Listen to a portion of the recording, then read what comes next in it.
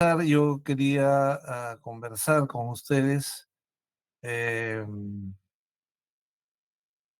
yo tengo un problema de tiempo la próxima semana. Voy a pedirles para recuperar la próxima semana, eh, eh, no esta semana que viene, sino la próxima, porque voy a viajar. Entonces, voy a ponerme de acuerdo con su señorita delegado y a ver cuándo lo podemos recuperar, por favor. No sé si pueden acceder a mi petición. Sí, doctor. Sería cuestión de coordinar con mis compañeros. La clase por recuperar sería la del 15 o la del 8. La del 8. Ya, del próximo lunes, doctor. Sí, sí. Ya. Mañana, ¿a qué hora te puedo llamar para ponernos de acuerdo? Sí, doctor. En la tarde o en la noche, doctor. Ya estoy en casa, porque a las 2 de la tarde aprox salimos del hospital. ¿Puede ser eso de las 6 de la tarde? Sí, sí, doctor, no se preocupe. Cosa que en Perfecto. el día ya coordino bien con mis compañeros sus horarios. Ya. Ok. Entonces, vamos a empezar pues con la historia clínica el día de hoy. Es una historia bastante interesante. Me parece que va a ser importante escucharlos a ustedes. Adelante, por favor, Glenny. Sí, doctor. Antes de empezar, mi compañero Murillo ya se conectó. Sí, profesor, buenas noches, disculpe. Ya estoy presente acá. Ya estás presente, qué bueno que hayas... a ver. David Alexander ya está presente. Ya, perfecto. Entonces, adelante, por favor, Glenny. Sí, doctor. Voy a compartir pantalla.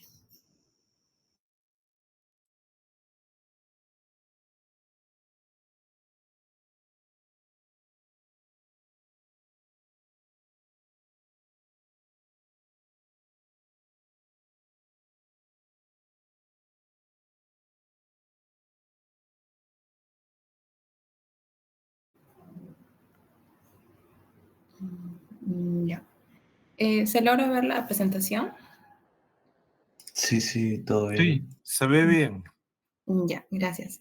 Bueno, buenas noches con todos, doctores y compañeros presentes. El día de hoy voy a presentar la historia clínica número 2 de trastornos de la coagulación. Bueno, en cualquier momento pueden interrumpir, ya sea para comentar o responder las preguntas. Bueno, empezaré con la historia clínica. Primero, la anamnesis. Tenemos aquí la afiliación. Tenemos que nuestro paciente tenemos sus iniciales de su nombre, MTR, de sexo femenino, una edad de 19 años, y en cuanto a su ocupación es un estudiante universitario. Tanto su lugar de nacimiento y residencia es de Lima y estado de civil soltero. En cuanto a su enfermedad actual, nos narra de que fue a consulta porque presenta un sangrado menstrual excesivo desde la menarquía y también epistaxis recurrente desde la infancia, aproximadamente una vez al mes, autolimitadas. Refiere también que aparición frecuente de moretones en sus extremidades sin recordar traumas o algún golpe previo a ello. Niega sangrado en articulaciones, no ha requerido transfusiones y no refiere el uso de medicamentos anticoagulantes o antiagregantes. Bueno, de esta enfermedad actual podemos resaltar que nos mencionan un sangrado menstrual excesivo, considerando lo normal de 3 a 7 días, pero acá nuestra paciente nos dice que es más allá de ellos, entonces sobrepasa la semana de sangrado. Y la epistaxis recurrente nos refiere a los sangrados nasales. Bueno, seguimos con sus funciones biológicas. En cuanto a apetito, sed, orina y heces, nos dice que está normal, pero ya en cuanto a su FUR, su última fecha de su regla o menstruación, nos narra ya las características descritas que las vimos aquí en enfermedad actual, ¿no? Un sangrado menstrual excesivo. Y bueno, su sueño que viene a estar interrumpido por la menstruación. En cuanto a sus antecedentes, tenemos sus 3 tipos, personales, patológicos y familiares. En cuanto a sus personales, resaltamos la menorragia persistente y la menarquía a los 12 años, siendo sus ciclos menstruales regulares. Sus antecedentes patológicos, un sangrado prolongado, más de 10 minutos posterior a una extracción dental hace un año. Y en cuanto a los familiares, resaltamos dos, que bueno, son los que nos nombra la historia clínica, que su madre tiene un sangrado menstrual abundante y su tía materna presenta problemas de coagulación no especificados. Bueno, aquí ya voy a dar pase al examen clínico. No sé si hay algún comentario acerca de esta parte de la anamnesis. De lo contrario, si no, pasaría al examen clínico. Ya. Sí, creo que alguien alzó la manita. Sí. ¿Podrían Sí, hablar? Sí. Ujú. gracias por el pase, Lenny. Sí, justo quería indicar que su historia familiar de la paciente, donde menciona que su madre y su tía tenían como que problemas en la coagulación, entonces esto da pase a un posible diagnóstico que quizás ya varios de mis compañeros ya lo habrán notado. Bueno, se sospechaban una enfermedad de von Willebrand y justo este tipo de enfermedad, bueno, el tipo 1 suele tener un patrón de herencia autosómico dominante. Así que la presencia de un historial de sangrado normal podría dar unos predictores clínicos para este tipo de trastorno hemorrágico hereditario. Esa sería mi observación. Gracias. Sí, muchas gracias por tu participación, Sebastián. Bueno, sí, ahí David también quiere dar su comentario.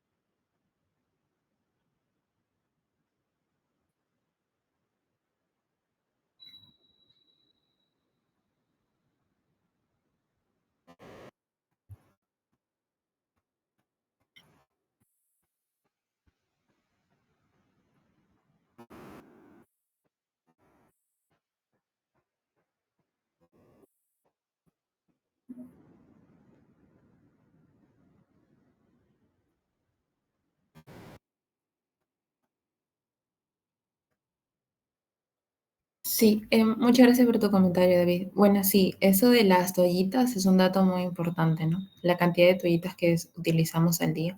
Y también el otro comentario acerca de los antecedentes familiares, también muy relevante. Eh, ya, seguimos con... Sí, hay otra manita levantada. Sí, Sheila. Yo sí, creo que recién ibas a hablar acerca del examen clínico, si no, Ajá. después de que lo menciones. Sí, sí. Ah, ya está bien. Sí, no te preocupes.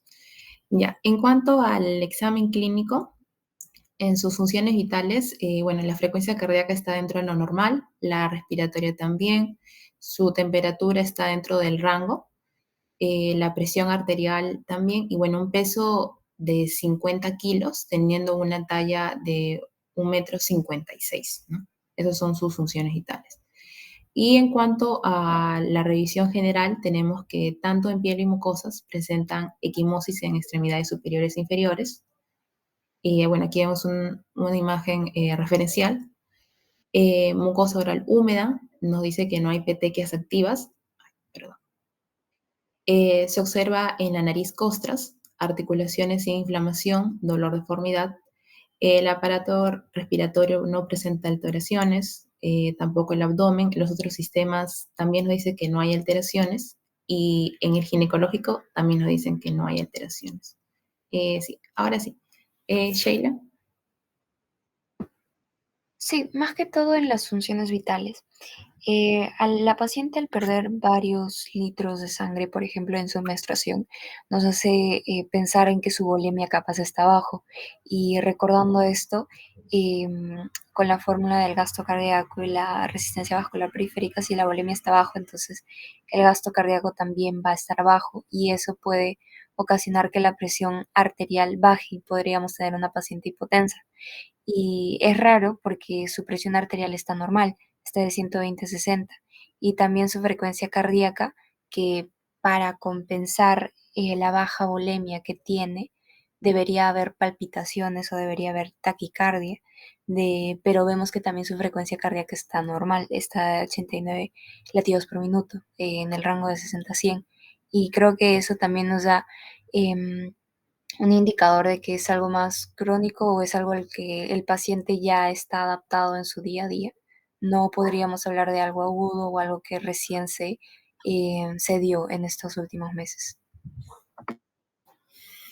Sí, bueno, bueno, sí es cierto, ¿no? El dato de la presión arterial. Sí, es un dato que sí quizás hubiera sido un poco más relevante mencionarlo. Gracias por el comentario. Sí, hay otra manito levantada. David.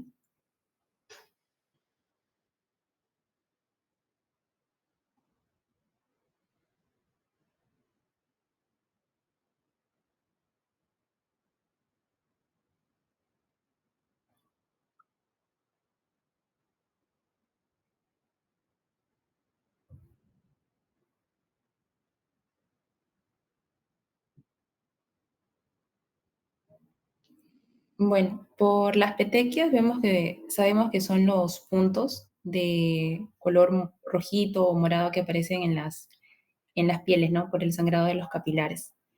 Bueno, yo lo tomé como que si ya no está activa es como que el color no se muestra o no está de un color tan vivo, sino ya como que ha pasado un cierto determinado tiempo. Pero no sé si el doctor me podría corregir o añadir un comentario adicional a ello. Sí, la pregunta me parece muy importante. Es más, cuando tú manifiestas que no hay petequias activas en mucosas, no has negado que haya petequias en piel, ¿no? Porque usualmente a veces las lesiones son primero en mucosa y después se notan en piel. Y justamente estas formaciones petequiales que son formaciones puntiformes que desaparecen a la digitopresión, ¿no? Generalmente van asociadas a la función y al número de las plaquetas, ¿no? Que como más adelante vamos a ver en este caso, están, si no me equivoco, dentro de lo normal. Y es parte del diagnóstico. Sí, doctor. Gracias. Bueno, terminando aquí el examen clínico, pasamos a las 4 preguntas. Aquí. Tenemos 4 preguntas antes de entrar a los exámenes de laboratorio. No sé si aquí quisieran también participar. Tenemos la primera pregunta, motivo de consulta. La segunda, alteración fisiopatológica principal. También el planteamiento de los síndromes y qué exámenes complementarios se va a solicitar. Bueno, si es que no hay nadie levantando. A ver, sí, Aaron. Bueno, en el caso del primer punto, que es el motivo de consulta, considero que sería la menorragia que se dio desde la menarquia, también la epistaxis recurrente y también la aparición frecuente de equimosis sin trauma previo, ¿no? Ujú. Sí, muchas gracias, Aaron. Sí, bueno. En cuanto al motivo de consulta, bueno, sí, es por eso es que vino la paciente, el sangrado menstrual excesivo y también la epistaxis y la equimosis. La siguiente manita es de David, sería el segundo punto.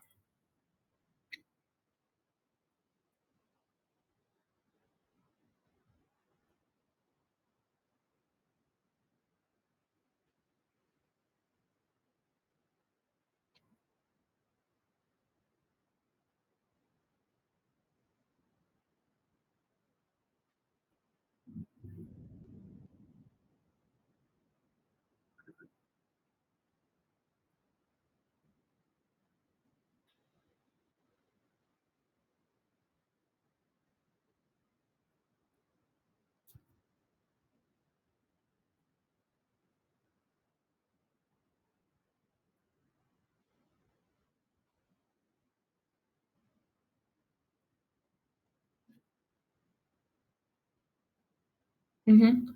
Sí, ya sabemos que está algo relacionado con un trastorno en la hemostasia tanto primaria y secundaria. El tercer punto acerca de los síndromes, sí, Francisco.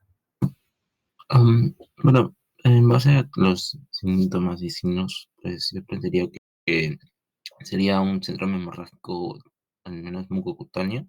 Esto debido a que el sangrado se presenta en lo que es en las membranas mucosas, que se manifiesta en hemorragia, como se mencionó, el sangrado menstrual excesivo, la epistaxis y la equimosis, ¿no? Que son los moretones. Sí, ajá. Muchas gracias, Francisco. Bueno, relacionamos un síndrome hemorrágico.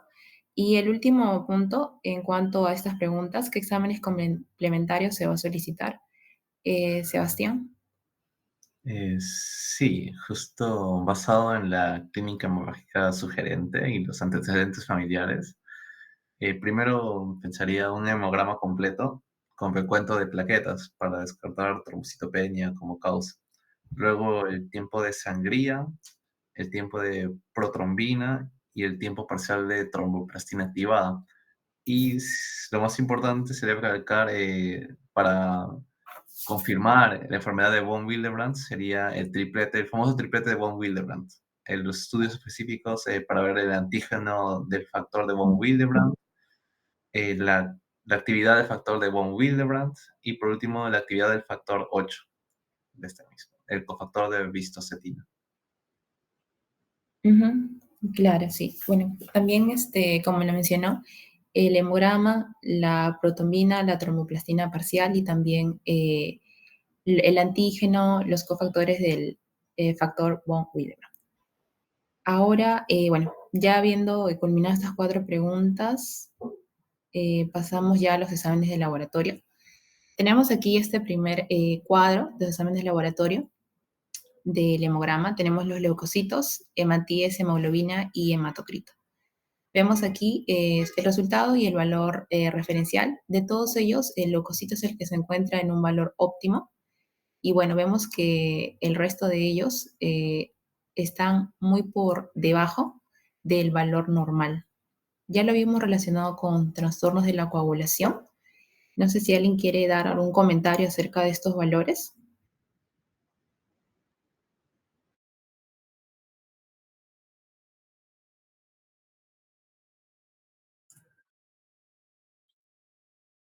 A propósito de la pregunta de su compañera, yo creo que esta es una parte importante. ¿Por qué? Porque yo pasaría a las constantes corpusculares y quizá con ese dato de las constantes corpusculares pueden hacerte una mejor eh, interpretación de esta parte del hemograma. Gracias. Sí, a ver, acá están. Aquí están las constantes corpusculares. Sí, David. Sí, algo que me llama la atención es que, bueno, extrapolando un poco con la anamnesis y con el motivo de consulta y estos pruebas de laboratorio, ya más que nada el hemograma, y que me llama la atención es que no se haya describido que ha tenido, digamos, una fatiga o palidez, más allá de los signos que presenta la paciente, ¿sí, no? Porque en sí es anémica, ¿sí, no? Y yo creo que quizás, como mi compañera Sheila estaba mencionando, los valores de la presión arterial y lo de es el pulso, están normales. La frecuencia cardíaca están normales, sin embargo, se podría ver una variación, ¿sí, no? Bueno, viendo en el curso de semiología, las pacientes que están normales están entre 60 y 70, ¿sí, no? Si bien es cierto, el rango es de 60 hasta 90, 60 hasta 100 en algunas literaturas, pero podemos ver que hay una tendencia a compensar esa hipovolemia, ¿sí, no?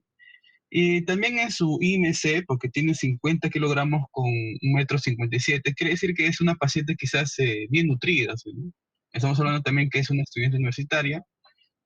Podemos hablar que, si bien es cierto, ha tenido esta enfermedad, ¿sí, no? Ya varios años con esas hemorragias fuertes, se ha podido compensar con los varones nutricionales que tenía, ¿sí, no? Y también con las pruebas siguientes que vamos a tener, ¿sí? O sea, su hierro no está tan bajo, ¿sí, no? Y en sí, con los casos anteriores que hemos visto, su hemoglobina no está tan baja, ¿sí, no? Está baja, sí, pero no como otros casos, ¿sí, no?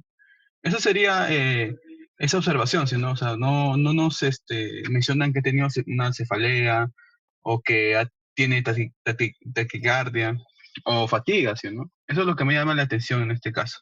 Ese sería mi comentario, Glenny. Gracias. Sí, gracias, Murillo. Tenemos otra participación de Leonardo.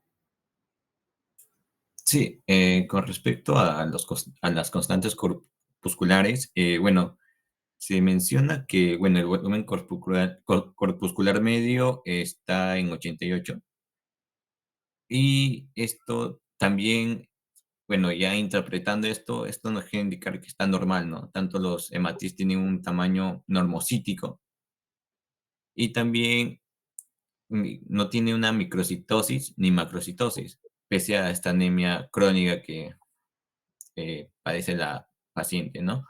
Además, también la hemoglobina corpuscular media también está en su rango normal, normocrómica, y con respecto a la concentración de hemoglobina corpuscular media, no hay una hipocromía, ya que, bueno, no hay una hipocromía, ¿no? Está normal. Ese sería mi comentario. O sea, me estás diciendo que estamos ante una anemia normocítica normocrómica.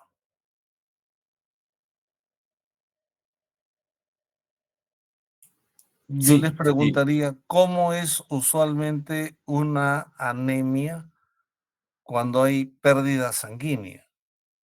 Por otro lado, respondiendo a la pregunta de David, eh, la evolución probablemente crónica hace que esta paciente a los grandes esfuerzos sí podría tener cierta fatiga, cierto cansancio, pero si su actividad es física, es bastante limitada o por su misma actividad sedentaria, se dice que los universitarios son sedentarios, ustedes lo desmentirán, eh, podría ser de que no haya tanta sintomatología, ¿no? Y respecto a la signología, siempre acostúmbrense a examinar a sus pacientes con luz natural, no con luz artificial. Ahí podrán darse cuenta del grado de palidez de la persona. Adelante, por favor. Sí, ya. A ver, habiendo ya comentado acerca de las constantes corpusculares y también aquí del hemograma, vemos de que, bueno, los glóbulos rojos, si bien acá los tenemos en un rango menor del valor referencial, por las constantes ya corpusculares nos está indicando que tanto en tamaño, concentración, estos se encuentran bien. Entonces ya tendríamos que ir buscando cuáles son o cuáles son las otras células o factores de coagulación que vendrían a intervenir en este diagnóstico. Aquí. Bueno, ahora ya pasando a las pruebas de coagulación, tenemos aquí las principales que también nombramos anteriormente, tanto tiempo de sangría, protrombina, tiempo parcial de tromboplastina activado, y los antígenos y factores de factor de von Willebrand. Aquí tenemos que el tiempo de protrombina es el que sí sale dentro del valor referencial con 12 segundos, pero el resto sale menor al valor de referencia y en algunos casos mayor, como el tiempo de parcial de tromboplastina activa. ¿Hay alguien que quiera comentar acerca de estos exámenes de laboratorio? Porque de ahí ya damos pase a las preguntas del cuestionario. No, perdón, de hierro sérico y lee las preguntas.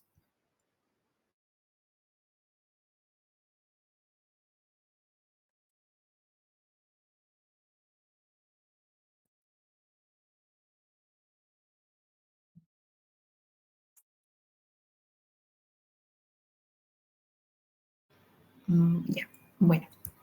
En cuanto Antes de que continúes, Lenny, Ujú. no sé si quieren que yo haga un comentario ahora o después. Yo creo que después. Continúa nomás. Ya, está bien, doctor. Bueno, de aquí podemos ver el tiempo parcial de tromboplastina activado. Vemos de que está algo elevado, ¿no? Está mayor al valor de referencia. Y esto vendría a ser una consecuencia del mismo factor de von Willebrand, ¿no? Sabemos de que el factor de von Willebrand va a transportar al factor 8. Entonces, cuando este factor 8 va a disminuir, este tiempo parcial de tromboplastina va a salir algo alargado, se aumenta, ¿no? Entonces, como que por ahí ya también nos está indicando este diagnóstico. Bueno, vemos que también el tiempo de sangría sale disminuido y también que por ese tiempo parcial de tromboplastina vemos de que la vía intrínseca va a estar algo afectada. Y bueno, ¿no? Estos factores de von Willebrand salen fuera del valor normal, lo cual nos está indicando de que el diagnóstico vendría a ser una deficiencia ya de este factor. Ya. En cuanto a estos exámenes de laboratorio, bueno, vemos que todos salen sus valores normales, excepto el hierro el sérico y la ferritina. En cuanto a las pruebas hepáticas, como las TGO, TGP, están en su rango normal y el examen completo de orina también está en su rango normal. ¿Alguien quiere añadir un comentario con respecto a ello? ¿O... Sí, David.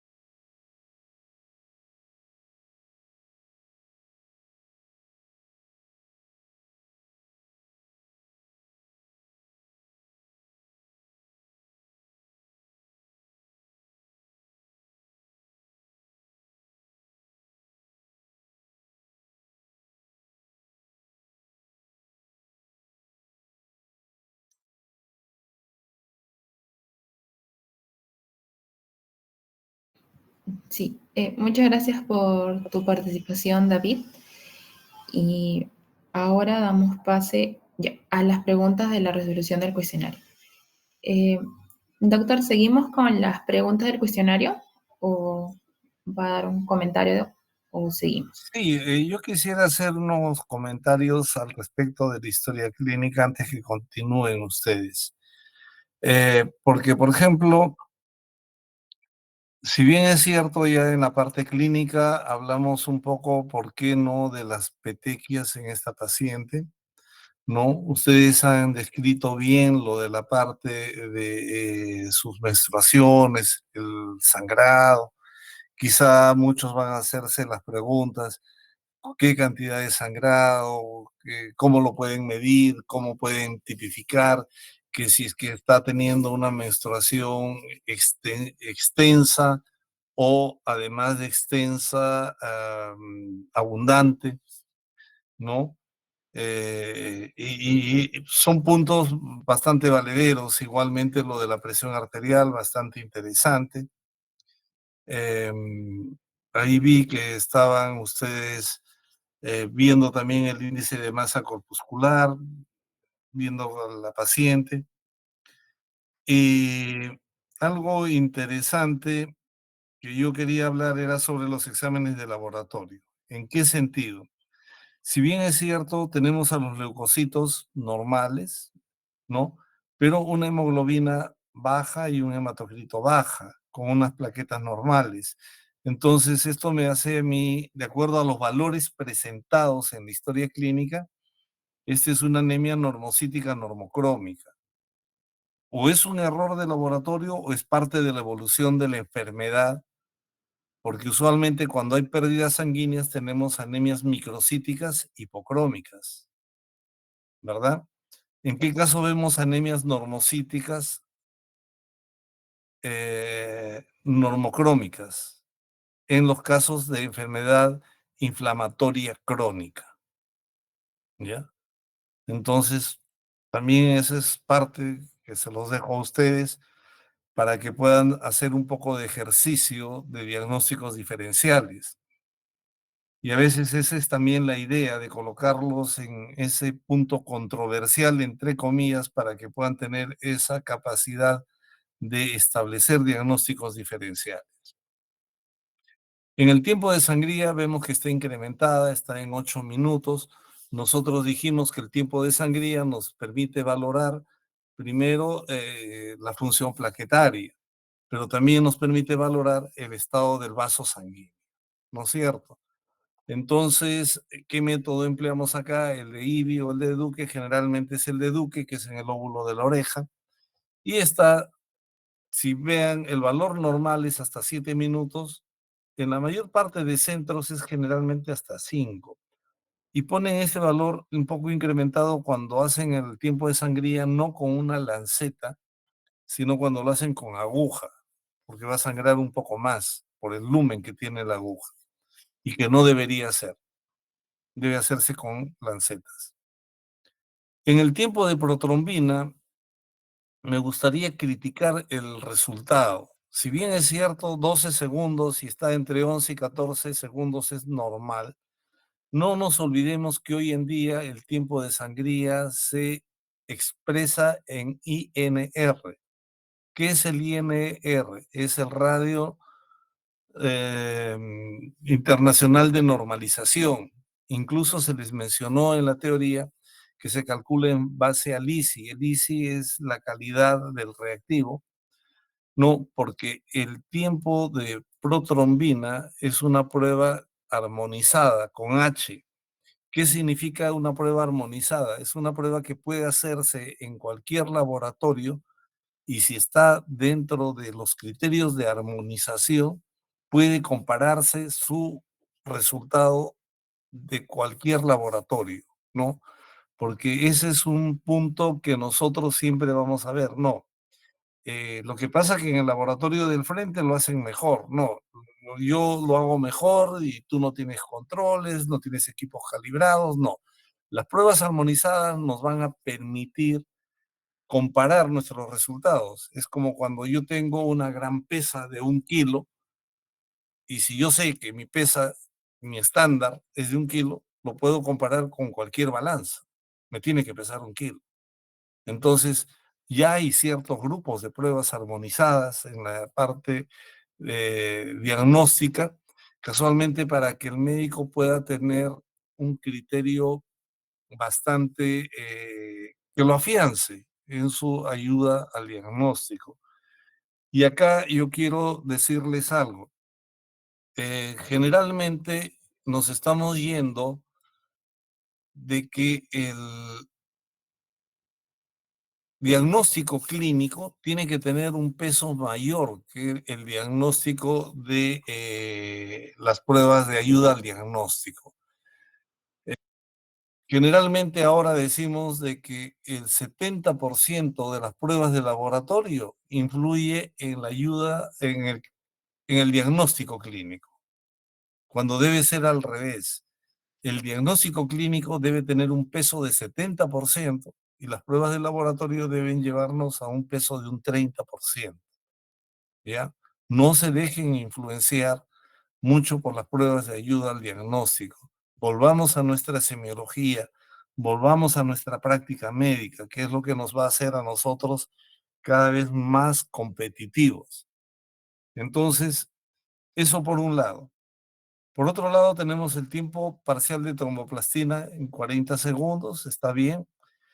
Y si nosotros recordamos qué es el tiempo de protrombina, ¿no? Que mide la vía extrínseca, y el tiempo parcial de tromboplastina, que mide la vía intrínseca. Y va a haber la vía común. Al unirse la vía intrínseca con la vía extrínseca, entra ahí a tallar justamente como su compañera lo refirió bien, como un transportador, como un estabilizante, el factor octavo sobre el factor 10. Entonces, ¿qué prueba yo pediría acá para el tiempo parcial de tromboplastina activado? No se olviden que conversamos que hay una prueba que llamamos la prueba de mezcla. ¿Cómo es esta prueba de mezcla? Si yo tengo un valor prolongado en el tiempo parcial de tromboplastina, si le agrego a ese plasma que está prolongado factores de coagulación, y se corrige, quiere decir que el problema es que no tiene factores de coagulación. Si no, no corregiría. ¿Por qué? Porque no todos los establecimientos, no todos los hospitales van a tener de rutina este factor von Willebrand para dosarse. Sí, nos gustaría que lo tuviesen. Por ejemplo, el Hospital 2 de Mayo fue designado el hospital para el manejo de las hemofilias a nivel nacional. No sé cómo estará actualmente, no he conversado con el departamento de banco de sangre que tiene servicio de hematología, si tienen o no tienen reactivos a la mano, porque llegó un momento después de la pandemia que no tenían estas pruebas especiales, no tenían factor von Willebrand, no tenían el cofactor de la ristocetina, no tenían el factor octavo. Yo creo que ahora los deben tener, porque es un hospital nacional y es referente en lo que es a hemofilia el 2 de mayo. Pero, por ejemplo, en el Loaiza no tienen factor von Willebrand, en el San Bartolomé tampoco, la maternidad no tampoco. Algunos hospitales de la seguridad lo tienen, por ejemplo, el Almenara, el Regagliati, pero no lo corren de rutina, lo corren una vez a la semana o cada 15 días, y eso es porque son reactivos caros. En sí el procedimiento no es muy tedioso, sí necesita de equipos bien calibrados, personal capacitado, pero la baja demanda, porque esto no es no es una enfermedad muy frecuente, sino que acostumbramos nosotros a darles este tipo de historia para que piensen. De frente, ustedes han agotado la parte de ayuda al diagnóstico y se han ido ya a lo más fino. Yo quiero un antígeno von Willebrand, quiero un cofactor de ristocetina y quiero un factor octavo, lo cual está bien, pero no nos olvidemos que todavía no hemos agotado. Si hubiésemos tenido un problema de tiempo de sangría con petequias, quizá habríamos pedido lo que es una retracción de coágulo. Y dentro de lo que es la retracción de coágulo tenemos el cualitativo y el cuantitativo. ¿Ya?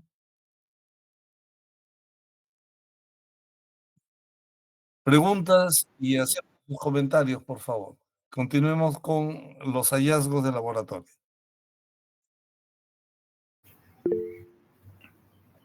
Sí, Daniel. Doctor, una consulta. Estaba viendo que también, bueno, no sé si este examen se realizará con regularidad o tal vez es un examen que poco se solicita, pero hay una prueba que es citometría de flujo. Y también lo quería mencionar en los exámenes complementarios en las preguntas anteriores que había puesto mi compañera Glenny.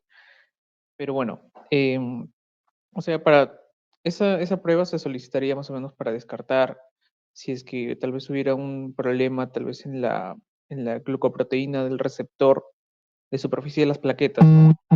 Y claro, también hay, o sea, se puede confundir con el síndrome, o sea, una es la enfermedad de von Willebrand y otro es el síndrome a ver, síndrome de Bernard-Soulier. Y o sea, ¿también se podría pedir eso? Claro, como usted dice, tal vez Claro, es un motivo de... muy buena tu intervención. En este caso, la citometría de flujo no nos daría muchos aportes, pero sí es una prueba que también recién está empezando a tener un auge en nosotros. O sea, tecnológicamente todavía nos falta implementar muchas de estas pruebas. Generalmente cuando empleamos o pensamos en otro tipo de problemas que pudiesen estar asociados, sí nos va a dar información.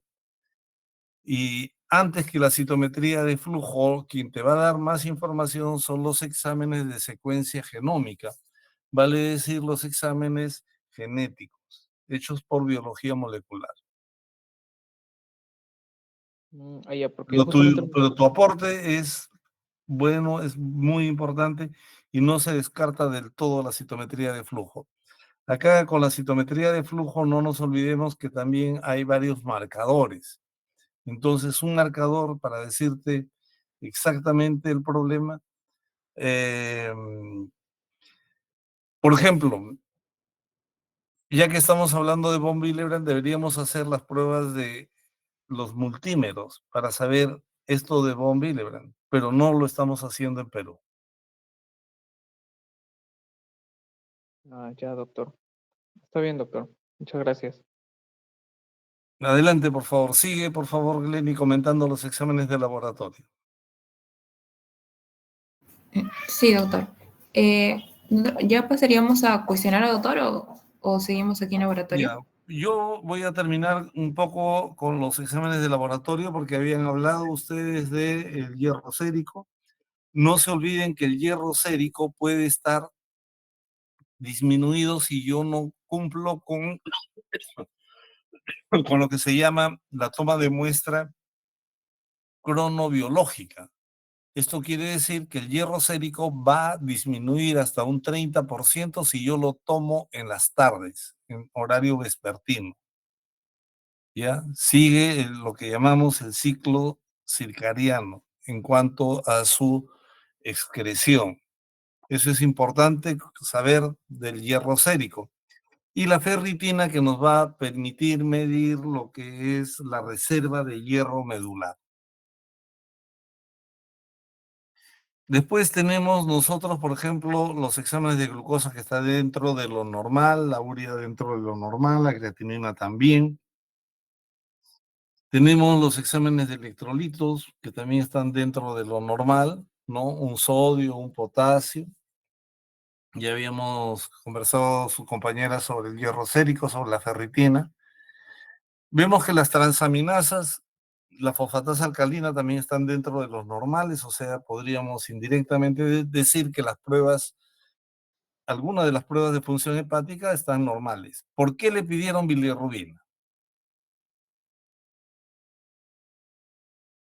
¿Qué nos quiere decir la bilirrubina?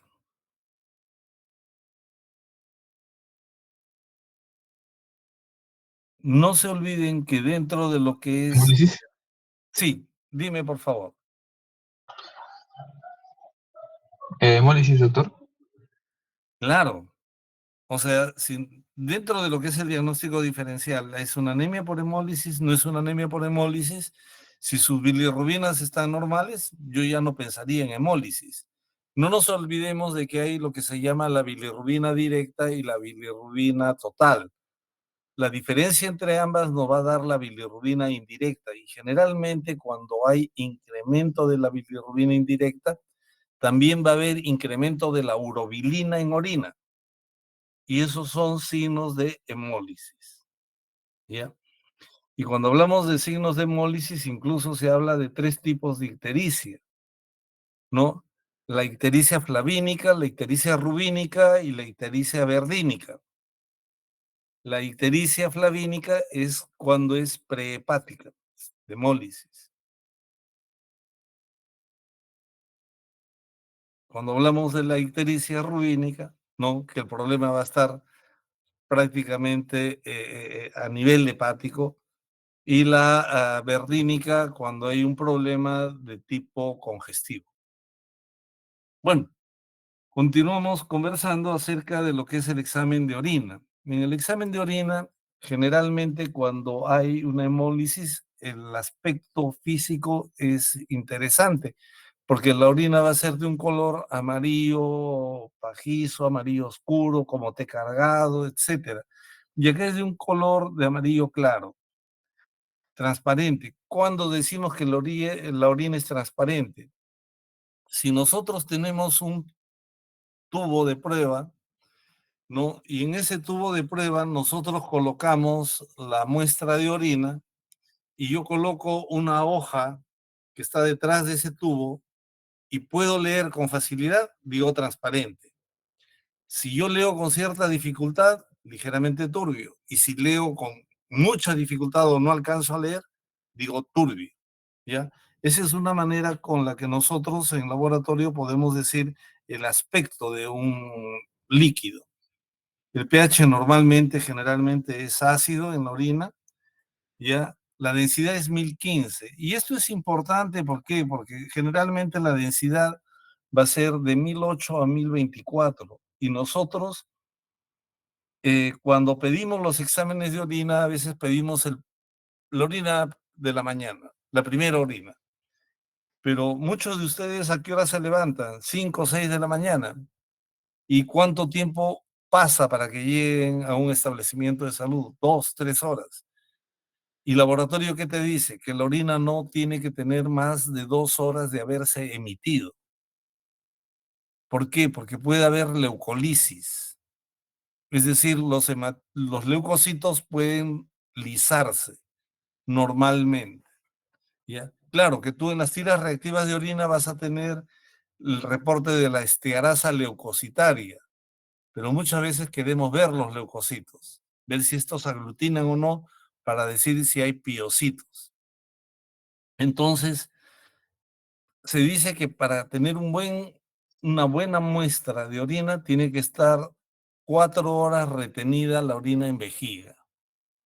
Y van a ver que cuando hay las famosas cistitis, en el que el paciente orina frecuentemente, esta densidad va a estar baja.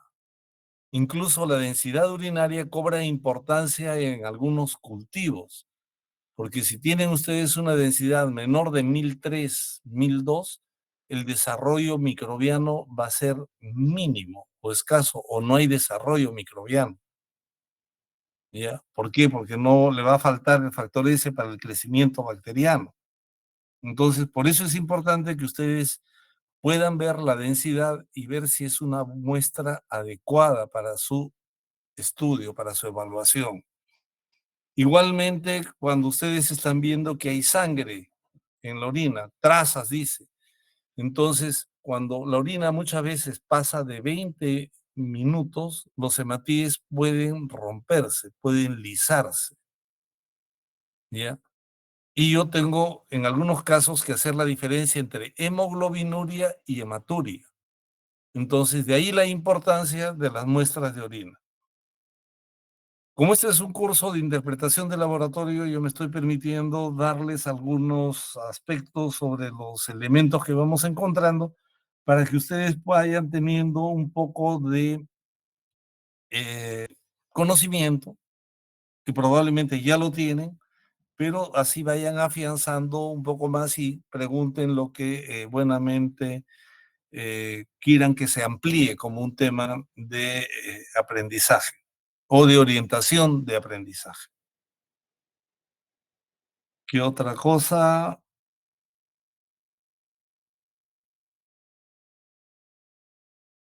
Nada más por el momento. Entonces, vamos a las preguntas, por favor. Sí, doctor. A ver. Aquí.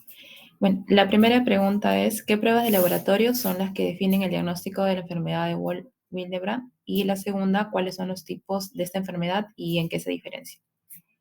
Sí, Sheila. Más que todo para la primera, en este caso, las pruebas que yo consideré son la prueba de el antígeno del factor de von Willebrand. Básicamente el factor de von Willebrand lo encontramos en las plaquetas inactivadas, en el subendotelio, en el plasma, en la sangre normalmente, bueno, en el endotelio, en los cuerpos de Weibel-Paley, si mal no me equivoco, y pues esta prueba se usa para medir la cantidad total de antígeno de este factor y nos puede ayudar a detectar e interpretar lo que vendría a ser con la segunda pregunta, si estamos en una enfermedad de von Willebrand tipo 1, tipo 3, que está disminuida, o si está normal o ligeramente bajo en una de tipo 2. También el factor eh, con el tema de la ristocetina, factor de von Willebrand eh, con el receptor con el receptor cofactor de la ristocitina. La ristocitina es un antibiótico que se usa principalmente para la aglutinación con este factor, para que aglutine junto con las plaquetas. Y es por eso que por ejemplo, al tener una aglutinación mayor, vamos a estar clasificándolo con una enfermedad de von Willebrand tipo 2N. Si en cambio si tenemos una aglutinación menor, vamos a estar ya clasificándolo para una enfermedad de von Willebrand más de tipo 1, tipo 3, y pues eso nos ayuda más que todo a ver su aglutinación con las plaquetas. También la capacidad de unión del factor de von Willebrand al colágeno. Eso lo sabemos porque en el factor de von Willebrand tenemos el receptor del colágeno y también justamente en la plaqueta inactivada tenemos también un receptor de colágeno. Y eso puede ayudarnos a ver si se está formando lo que vendría a ser el tapón o si se está aglutinando de una forma correcta. El multímero, más que todo porque es la estructura molecular del factor de von Willebrand. Primero son los dímeros por los puentes disulfuros y ya después se van a formar en multímeros. Y pues eso nos puede ayudar más que todo hay un tipo de enfermedad de von Willebrand que tiene que ver más con el tamaño, creo que es la 2A, y esto puede ser que no tengan el tamaño adecuado y impide que haya un buen tapón en las plaquetas. Sí, muchas gracias por tu respuesta, Sheila. De ahí tenemos a Daniel. Quería mencionar, ya para terminar de complementar lo de Sheila, también la prueba de agregometría me parece importante para diferenciar tal vez si es que hubiera un defecto en las plaquetas o también si es que hubiera un déficit o alteración del factor de von Willebrand, ¿no? En este caso creo que sería muy importante para dar con el diagnóstico. Sí, sí, muchas gracias, Daniel. Bueno, ya tenemos respondida la primera y la segunda pregunta.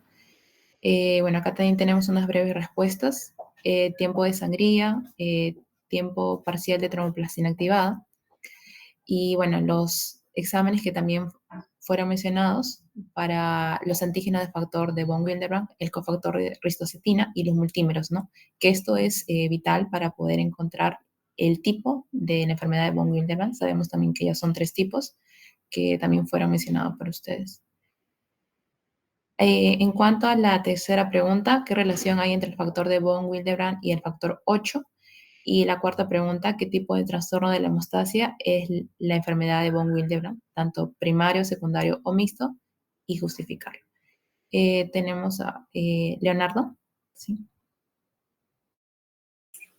Ya, sí, en relación a la tercera pregunta, bueno, la relación entre el factor de von Willebrand y el factor 8 se relaciona dentro de la hemostasia secundaria, ya que este factor de von Willebrand funciona como una especie de protector del factor 8, así que esto impide su degradación y eliminación temprana de la circulación.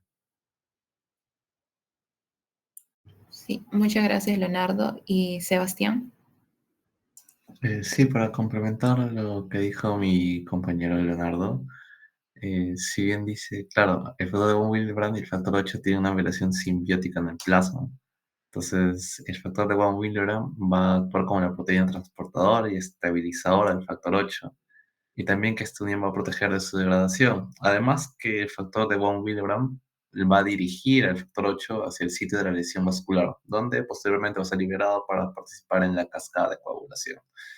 Y es que por ello, en la enfermedad de von Willebrand, la deficiencia de este factor va a conducir a una disminución de los niveles del factor 8, como está en la paciente, que se mostraron 45%, ya que el factor 8 no va a ser unido rápidamente, esto va a ser degradado.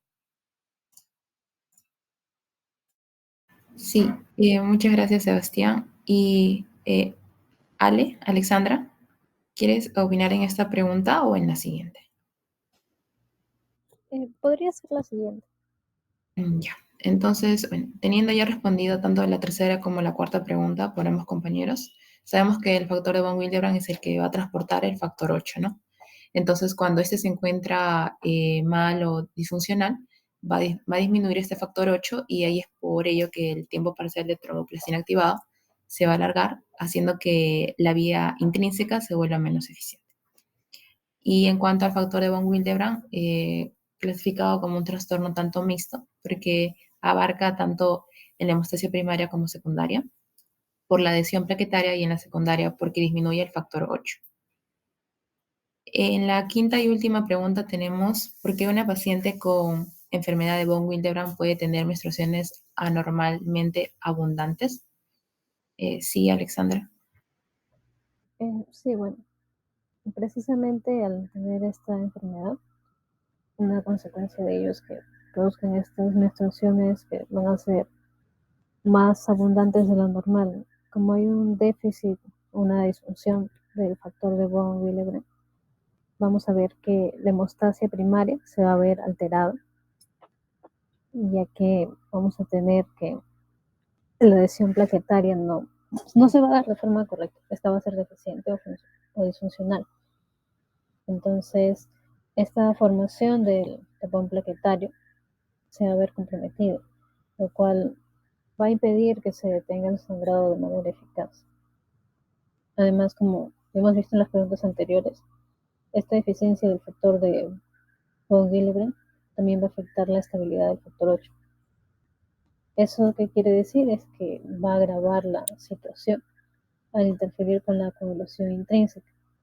Y esto a su vez va a contribuir a que estas hemorragias sean de forma más prolongada y que aumenten la cantidad de la menstruación. Sí, muchas gracias, Ale, por tu respuesta. Bueno, y como lo mencionaste, sí, la enfermedad de von Willebrand va a hacer de que haya un factor 8 disminuido, por lo tanto el tapón plaquetario se va a formar mal o inestable, provocando la menorragia. Bueno, aquí hubo un error mío. Yo consideré al inicio una anemia ferropénica sin tomar en cuenta las constantes corpusculares. No me había percatado el microcítico y hipocrómico. Bueno, tendría que corregirlo por una anemia normocítica, que fue la catalogada en toda esta clase. Y bueno, con esta corrección que le voy a hacer a la PPT, daríamos por concluido la presentación. No sé si hay algún comentario adicional. Bueno, lo que yo quería mencionarles a ustedes es de que lo que estamos haciendo actualmente, no estamos haciendo las pruebas de multímetro, lamentablemente. ¿Ya? No hay mucha demanda, son reactivos caros, etcétera. Y más es a lo que estamos yendo hacia las pruebas de secuencia genómica, como les mencioné hace un momento, y es la que está cobrando mayor fuerza hoy en día.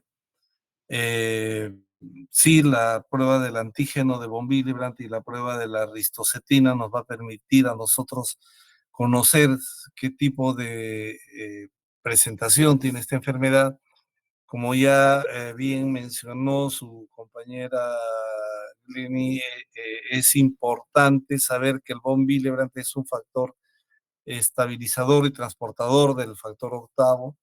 A veces pueden coexistir el problema del von Willebrand con el factor octavo, pero yo quería insistir que ustedes, sabiendo conocer las pruebas básicas, tiempo de protrombina, ¿no? Tiempo parcial de tromboplastinas, si esta prueba está incrementada, ustedes pueden pedir en los laboratorios un factor de mezcla y saber si es un factor, es por factores de coagulación o no es por factores de coagulación. Y ahí pasar ya a las pruebas más complejas. Y terminar únicamente recordándoles, no se olviden de mandar sus cuestionarios. A ti, Glenny, mandas tu cuestionario y mandas tu presentación, que dicho sea de paso está muy bonita. Cierto. Y preguntas, por favor.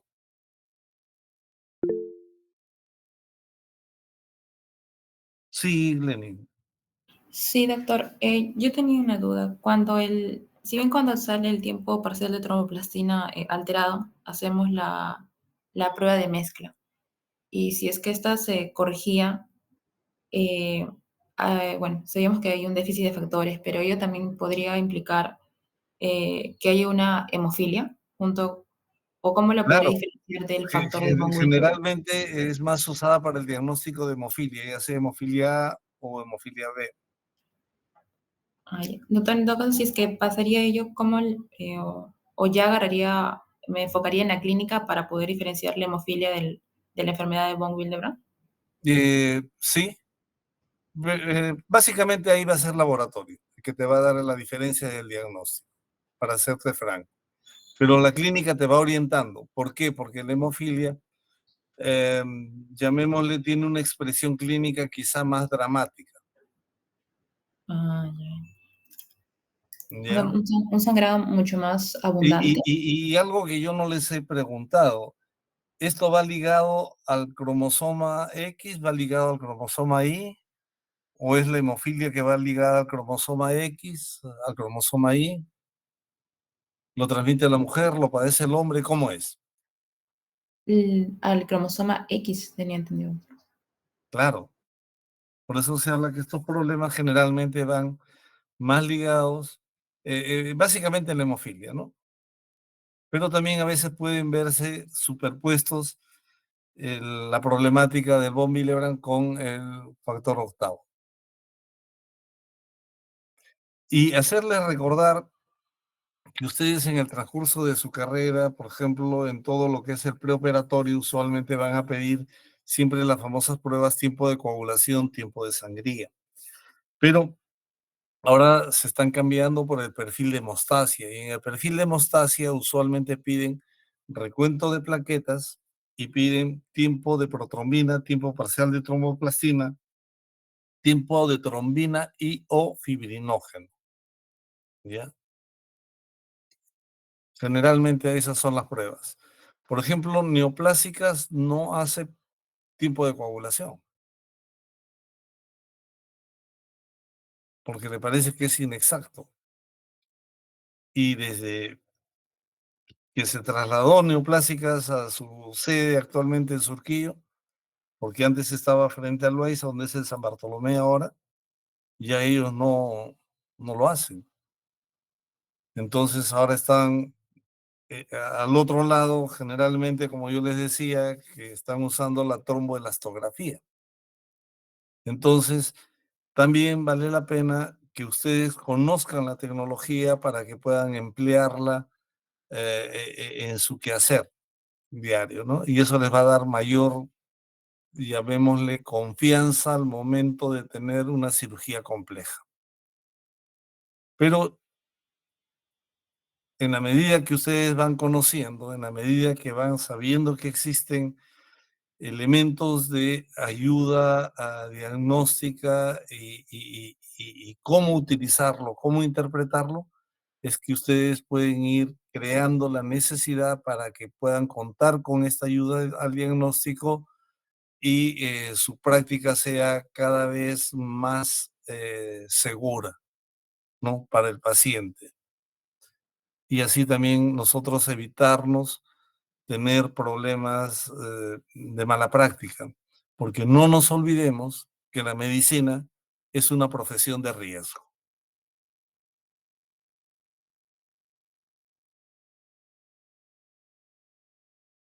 Sí, doctor. Muchas gracias. No sé si alguno de mis compañeros tiene alguna pregunta.